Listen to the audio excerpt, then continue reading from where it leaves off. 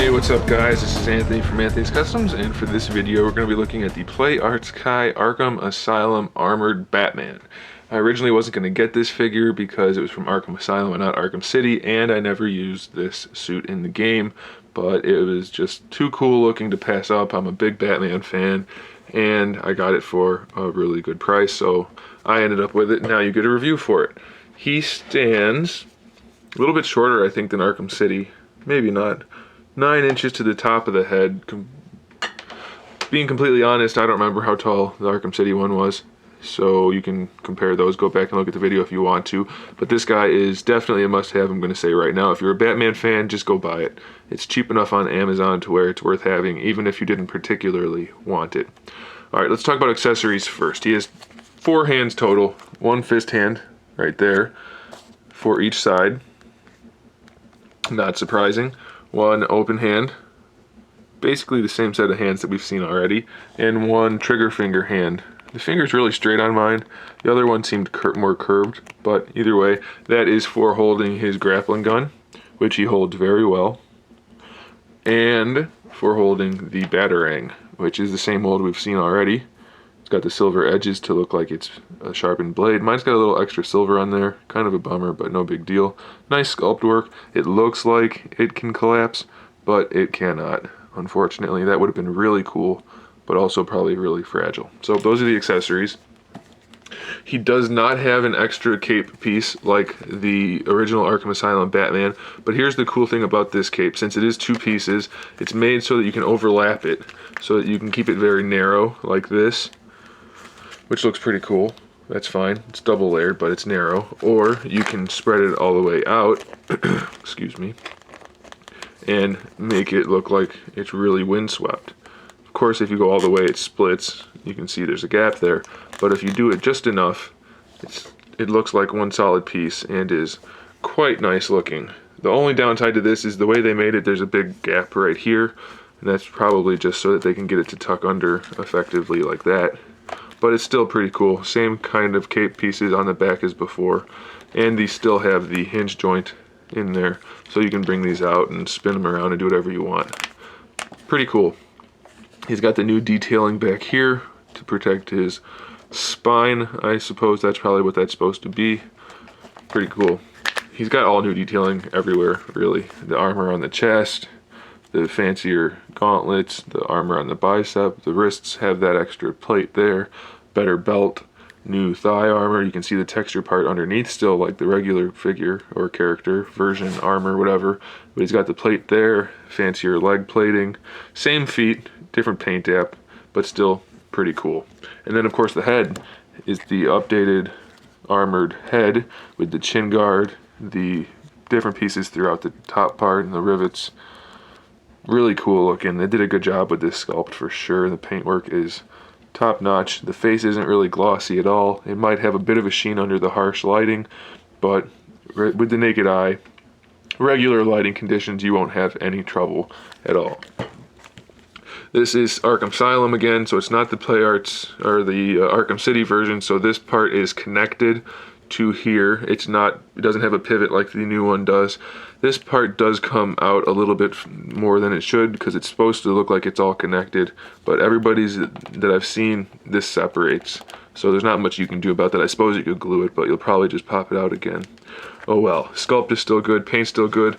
Only real downside is this guy has a bit of a purple hue to most of the armor parts. The forearms, the groin area, the bat emblem, and the boots definitely have a purple hue to them. Still looks cool. He still has that really nice gray and blue look that I like because the armor is so silvery. It looks really cool.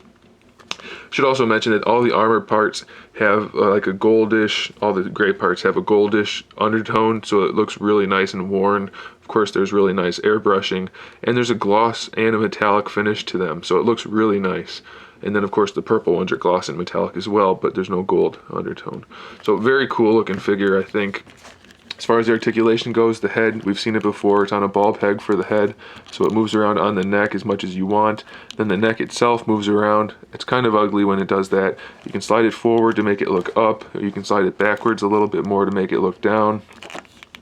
Really good range of motion, so couldn't really ask for more for that. I do wish this didn't just stick out like that. They should have made it a little bit longer, I think, so that when it even was out, it was still tucked underneath. But it's more than good enough. I'm happy with it. This is a softer material, but it's not that soft, so it's going to impede the shoulder articulation. That said, I'll flip this one up because it doesn't come out. It doesn't pull out from the chest as easily. So you still have good shoulder articulation. You have the butterfly joint. You can see the cape articulation again there too. So you have the butterfly joint, the ball peg joint for the shoulder, so that's an extra bit. It moves around on the butterfly. Then it's a ball disc itself. Be careful with that though, because the ball peg just wants to move. So the disc does work, but you have trouble doing it because of the ball peg. Then you have a bicep swivel. We're going to close that now. Then the PlayArts Kai standard elbow joint, it's a ball peg or ball disc that pegs into the bicep and the forearm, so it rotates at both points and ratchets for the hinge. You just get about 90 degrees on this guy. I would have liked a little bit more, but you don't get it. So that's that. The wrist is the same joint as the elbow, swivels on both ends and ratchets. Same thing on both sides. The torso, much improved over the original Arkham Asylum figure. He had a big like shelf. This part stuck out way farther than the lower part did, so they definitely fixed that. Plus with the armor, it's kind of hard to even spot the joint once he's posed.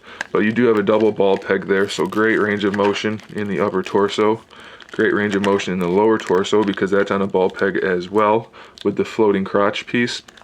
It's like a T-joint in there. The ball pegs into the lower torso, and then it splits off on both sides to make a ball joint for each thigh or hip. So those are on a ball joint as well. Great range of motion. Really anything you want to do, you can do. It doesn't go out as far to the side as it could, but more than enough, I think. I mean, that's a pretty good kick. That's fine. And then the thigh actually rotates around that cup for the ball disc or ball joint. So you have really any posability you want, you can get it done with this guy. And he's gonna look good while you're doing it. So I'm definitely pleased with how they did that. And then of course it gets out of whack from posing it, but you can get it back. That's because there's no fixed part of the hip area. Since everything is connected by ball joints, it ends up getting kind of shifted, but you can always get it back to the way you like it. Okay, so for the knees, it's kind of problematic, as PlayArts figures usually are. The lower knee joint is kind of loose. It's not too loose, but it's kind of loose, and it's pretty ugly the way the armor sticks out, and you can see that knee joint in there. That part actually doesn't look as bad as it does on some figures, but the way the armor sticks out, that's just no good. However, if you leave the lower joint in place and only use the upper joint, the leg armor hides the ugly knee joint completely, and it looks good, and you still get more than enough range of motion.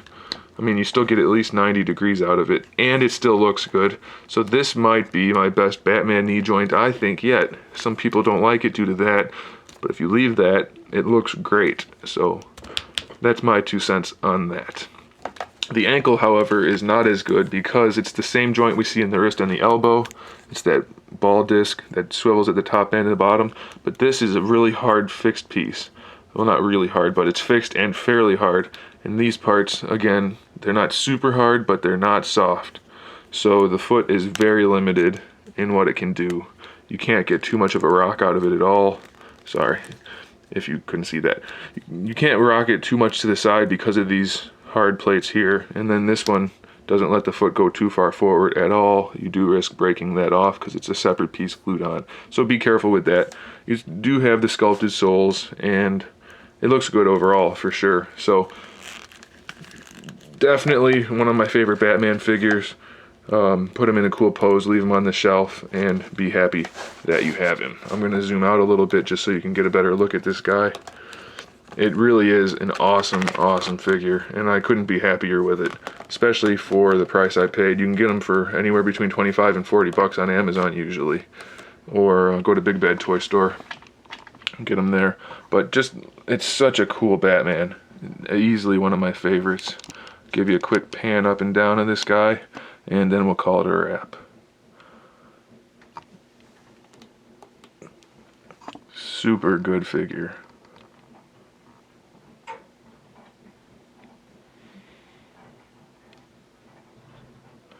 Alright, so there he is. There's the PlayArts Kai Armored Batman. Highly recommended. Go get it. If you like Batman at all, you're gonna love this figure. So, like I said, go get it if you can. Thanks for watching, guys. Stay tuned for more figure reviews and custom figures and other good stuff. And in the meantime, keep collecting.